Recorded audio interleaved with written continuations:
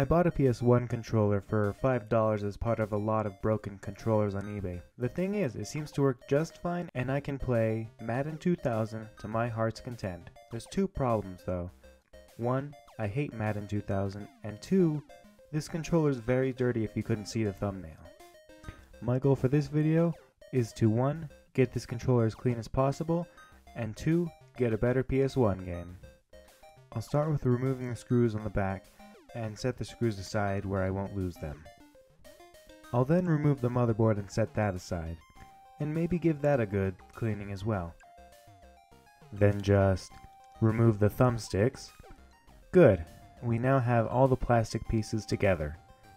These two I don't feel like removing, so I'm just going to clean them with alcohol and a toothbrush.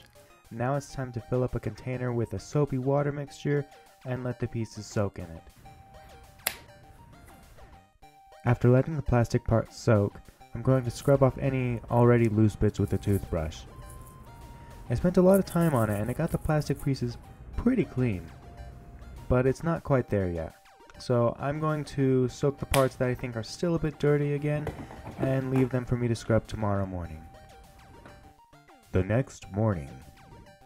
Now that it's been a while, I'm going to clean this controller again since it's been soaking overnight. It took me a while to get it to my standard, though through the magic of editing, it only takes seconds. After getting it to my standard, I rinsed off the plastic pieces to get off the soap. I'd say it looks pretty good now. Now I just need to let it dry. While I'm waiting for it to dry, I might as well look for a better PS1 game, so I went to my favorite store for old and retro game items. They have everything from Atari to PS5 games. They even have various accessories and controllers for sale. Yeah, I think I'll buy those on Vim's Lair. Here's what I got. Gran Turismo 1 and another Metal Gear Solid 2 to add to my collection. Now, back to the show. Now that it's all dry, it's time to reassemble it.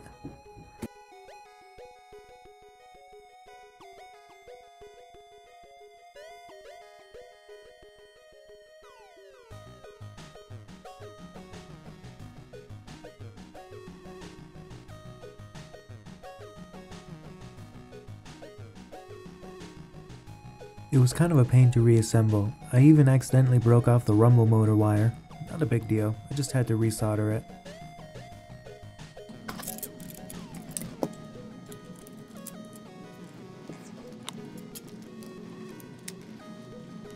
Here's a little test. They seem to be doing pretty good.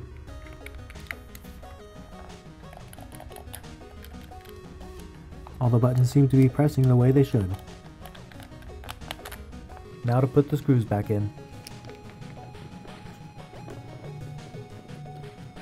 I also decided to wipe down the cord because it looked a little dirty. And gosh darn it, look at how dirty it got this wipe. Here's the final result. It looks so much nicer. For reference, here's what it looked like before. I wouldn't have used this controller without wearing gloves before I cleaned it. I was worried this controller was yellowed, but it doesn't look like it is, at least not to a noticeable degree. I'm almost certain it's supposed to be a bit off-white anyway. Additionally, the lighting's a factor on how the controller looks in the video.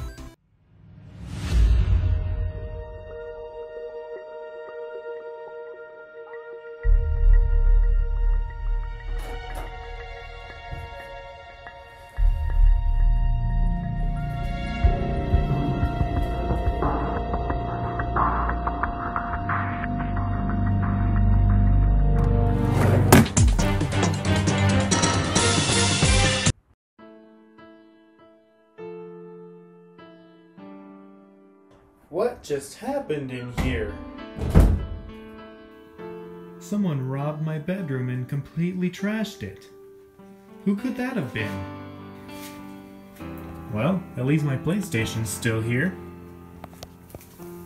Looks a little bit dirty at the controller port, but looks to be the same PlayStation. Now to test the controller with Gran Turismo.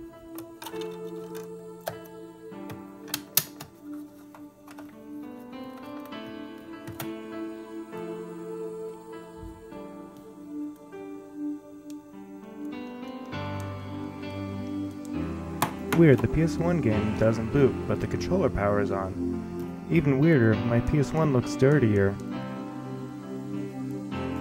Well, let's test it on the PS2.